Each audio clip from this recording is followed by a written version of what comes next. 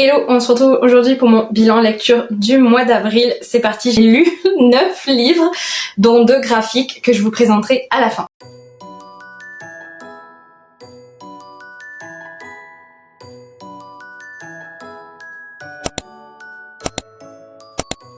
J'ai commencé le mois en lisant la duologie The Book of Ivy et The Revolution of Ivy de Amy Angel. On est ici sur 2 très petits tomes, chacun faisait moins de 300 pages, mais la plume était ultra addictive et c'est quand même écrit petit, donc il y a vraiment beaucoup d'informations. On est sur une dystopie young adulte avec une romance et j'ai adoré, vraiment les 2 tomes sont au même niveau pour moi.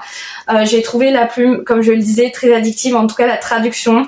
On sent que c'est sorti en 2015 parce qu'il y a eu des petites réflexions un peu, voilà. Mais sinon dans l'ensemble c'était une très bonne lecture. Moi je suis très contente de m'avoir découvert cette duologie parce que je me suis attachée aux personnages masculins notamment, mais aussi parce que je trouve que les sujets sociétaux sont toujours d'actualité et je trouve que cette duologie devrait être encore lue de nos jours. Je me suis moins attachée à la protagoniste féminine, c'est vrai. Je pense que c'était d'ailleurs le point que j'ai le moins aimé dans cette duologie. Et le fait que dans le tome 2 il y avait un peu plus de longueur, néanmoins j'ai lu très rapidement ces 2 tomes et j'ai été à fond dedans, c'était très immersif. Comme dystopie et assez originale quand même, j'ai trouvé qu'elle se démarquait de toutes celles qui sont déjà sorties. Et pour vous parler vite fait de l'histoire, on suit du coup Ivy qui va devoir se marier avec le fils du président. En fait, c'est une ville où ils sont enfermés. Le reste du monde, on sait pas ce qui s'est passé parce qu'il y a eu des guerres nucléaires, tout ça. Mais il y a une grande ville où il y a des survivants à l'intérieur qui vivent une vie à peu près comme à l'époque. Et donc, elle va devoir se marier avec lui, sauf qu'elle n'en a pas du tout envie, qu'elle est forcée et que surtout son père et sa sœur sont derrière elle pour la motiver à accomplir sa mission qui est de tuer le fils du président. Je vous laisserai découvrir, mais en tout cas, très bonne découverte. Ensuite, j'ai lu Bodyguard, le tome 4 de Laura S. Wilde, publié chez Hugo, et ça a été une bonne lecture aussi. C'est le 4e tome et dernier du coup de la saga Bodyguard, pardon. Néanmoins, il y a un 5e tome qui a un spin-off, ou plutôt préquel parce que ça se passe avant, et c'est sur l'histoire des parents de la fratrie qu'on suit dans ces tomes. C'est une romance du coup romantique suspense. Les 3 tomes c'était du romantique suspense, celui-ci un peu moins, et c'est ce qui m'a manqué. C'était une bonne lecture, j'ai vraiment apprécié la romance, le fait d'enfin avoir l'histoire de la sœur de la fratrie qu'on suit, mais j'ai trouvé que ça tournait trop autour de la relation, que c'était un peu trop, comment dire, un peu trop évident ce qui se passait. C'était quand même très fluide, j'adore la plume de Laura S. Wilde, donc j'ai passé un très bon moment, mais ça fait pas partie de mes tomes préférés. Je crois que le tome préféré ce sera toujours le 1. Et du coup je vous ai pas dit, mais vous l'avez deviné au titre, Bodyguard, c'est une saga du coup de romance où on suit des gardes du corps et chaque tome c'est sur un frère, mais le 4e tome c'est sur leur meilleur ami qui est un peu le 4e membre de la fratrie, même si c'est pas un frère de sang. Ensuite j'ai lu une petite romance de Noël, oui parce que pourquoi pas, Noël c'est toute l'année, je suis désolée. J'ai lu Best Christmas Friends de Gaëlle Bonacieux qui est une romance de Noël Small Town FF, donc c'est une romance de Noël lesbienne qui est dédicacée parce que je l'ai rencontré au salon lesbien de Paris et malheureusement pour moi ça a été un peu un flop. J'avais accroché avec la plume au début que je trouvais extrêmement fluide, d'ailleurs elle est toujours très fluide, mais au fil de l'histoire je me suis rendu compte que la plume était aussi très familière. Il y avait beaucoup de mots comme c'est ok, OMG, et moi ça m'a un peu frustrée et freinée dans ma lecture d'avoir ce langage là en fait vraiment dans la narration. Moi j'aime quand même lire des choses, des plumes matures avec des mots quand même de tous les jours, oui, mais quand même pas à ce point là, c'était vraiment trop familier pour moi, mais c'est hyper subjectif. Je trouve que ça manquait de profondeur. C'était une romance toute mignonne, pareil, moins de 300 pages, mais c'était un peu trop rapide. Pour moi il manquait vraiment des scènes, il y avait des chapitres où on passait d'une journée à l'autre, mais en fait on avait quand même le prémisse de la tension qu'il y allait y avoir dans une scène, sauf qu'on ne voyait pas la scène et c'était dommage parce que ça aurait pu approfondir la psychologie des personnages. Après c'est sûrement un choix de l'autrice et c'est pour ça que je dirais rien là-dessus, mais moi personnellement ça m'a beaucoup manqué, c'était mignon mais sans plus, et c'est vraiment pas une lecture que je retiendrai malheureusement. Et pour vous parler un petit peu de l'histoire, du coup on va suivre 2 protagonistes qui étaient meilleures amies à l'époque, qui étaient amoureuses l'une de l'autre mais qui se sont jamais avouées, et il y a une des 2 qui s'en va en fait à New York pour vivre sa vie d'actrice et qui revient 2 ans après dans la petite ville où est restée sa meilleure amie ainsi que ses proches, son père, tout ça. Ensuite j'ai lu Willow Lake de Alicia Garnier, publié chez Nox, et j'ai vraiment adoré cette lecture. C'était très poignant, très bouleversant, ça change énormément des romances qu'on a l'habitude de lire, pas que par rapport à la fin mais par rapport vraiment à tout ce qui se passe dans le livre. J'ai beaucoup aimé le fait qu'on soit sur 2 temporalités. En même temps j'ai trouvé que Bah moi par exemple quand on était dans une temporalité, je voulais y rester pendant un temps, mais en fait vraiment on change à chaque chapitre quasiment de temps. À la fois on est au passé, à la fois on est au présent, parce qu'ici on suit des personnages comme pour la précédente qui ont vécu une romance d'été en fait en vacances, sauf qu'il y a la protagoniste féminine qui est rentrée chez elle à New York et lui bah il est resté, sauf qu'elle est partie quand même sans rien dire. Et on n'a pas eu l'explication et des années plus tard elle revient, mais elle revient pas seule. Et il y a pas mal d'histoires et toute une intrigue un peu aussi à suspense autour de ça, parce qu'on sait qu'il s'est passé un truc mais on sait pas ce qui s'est passé, et on a envie autant que le protagoniste masculin de comprendre les décisions de la fille du coup. Désolée, j'ai eu un bug parce que ça vient de gronder dehors, c'est pour ça que l'éclairage est pas fou parce qu'il fait orage. Bon. Et donc voilà, du coup on les suit à la fois pendant leurs vacances d'été quand ils se sont rencontrés et à la fois au présent. J'ai bien aimé quand même ça parce que je trouve que c'est ce qui a fait que la psychologie des personnages était hyper bien travaillée. En plus c'est une romance ranch, donc j'ai bien aimé aussi l'ambiance avec les chevaux. C'était vraiment pas juste le fond de l'histoire, ça avait vraiment un impact sur les personnages et ça j'ai adoré. C'était vraiment complet. Vraiment j'ai pas grand chose à reprocher à ce livre, juste ça a pas été un coup de cœur je pense à cause de cette histoire de temporalité qui changeait tout le temps. Mais sinon, je me suis vraiment attachée au personnage. J'ai failli verser une larme à la fin parce que je me suis trop attachée, notamment à la protagoniste féminine Fallon.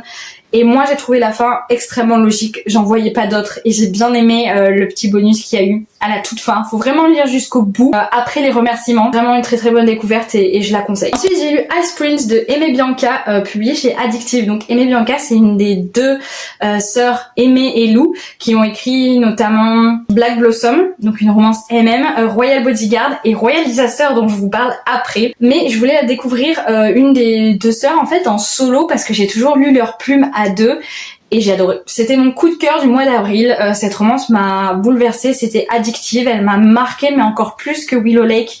Vraiment, j'ai encore les scènes en tête, c'est pour vous dire à quel point j'étais à fond plongée dedans. Ici on est sur une romance universitaire qui parle notamment du deuil. On va suivre du coup Zoé qui a perdu son meilleur ami il y a plusieurs années. En fait elle essaye de se reconstruire, mais ce qu'elle fait dans sa reconstruction, qui n'est pas forcément la bonne chose à faire, mais elle n'en a pas conscience au début, c'est qu'elle fait la bucket list de son meilleur ami, c'est-à-dire toutes les choses qu'il voulait faire avant de mourir mais qu'il n'a pas eu le temps de faire du coup, et c'est elle qui va s'en charger, comme adopter un animal, rentrer dans une certaine université, celle où il y a le frère jumeau du coup de son meilleur ami.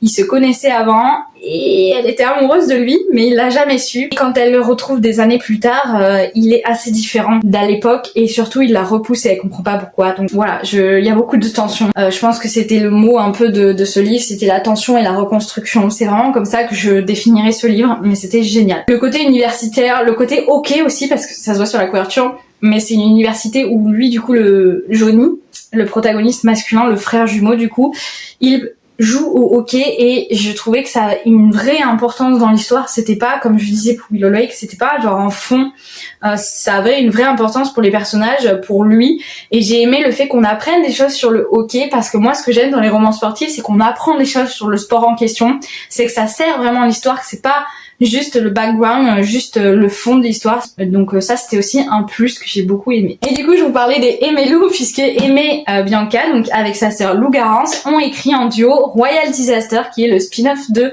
Royal Bodyguard, une romance MM royauté qui était mon coup de cœur de l'année 2023 je crois ou 2022 je ne sais plus, et j'ai vraiment beaucoup aimé cette lecture. Ça n'a pas été un coup de cœur, je vais vous expliquer après pourquoi, mais d'abord je vais vous parler de l'histoire. Ici on suit du coup la sœur du protagoniste de Royal Bodyguard, donc Pia, qui devient la nouvelle héritière du royaume fictif qu'il y a dans l'histoire. Sauf que elle va rencontrer sans s'en rendre compte un conseiller royal du conseil en fait politique de son royaume qui a des idées complètement opposées aux siennes.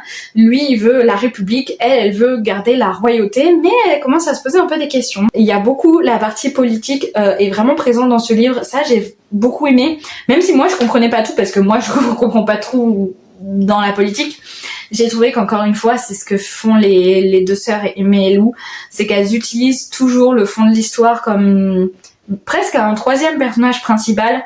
Ça sert l'intrigue, ça sert la romance, ça sert la psychologie des personnages. J'ai adoré que ce soit ancré, que nous aussi on ait tout cet aspect-là pour bien comprendre les enjeux en fait. J'ai vraiment adoré le personnage masculin, c'est un book boyfriend vraiment. Apollin m'a happé, je l'ai vraiment beaucoup aimé. Le seul point que j'ai pas trop aimé du coup, qui fait que ça n'a pas été un coup de cœur, même si c'était une bonne lecture, ça n'a pas été un coup de cœur, c'est parce que j'ai pas trop compris la deuxième partie. J'ai pas compris les choix en fait des personnages principaux. Moi je m'attendais à un truc vraiment assez explosif en deuxième partie et ça a plutôt coulé de source. Donc c'est vrai que j'ai adoré la première partie, j'étais à fond, c'était addictif.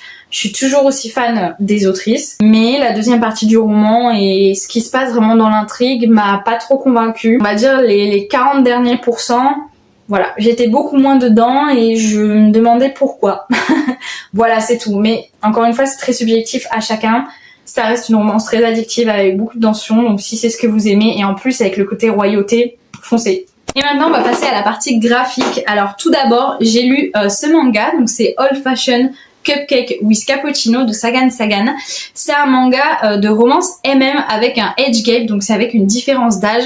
Et c'est un tome 2.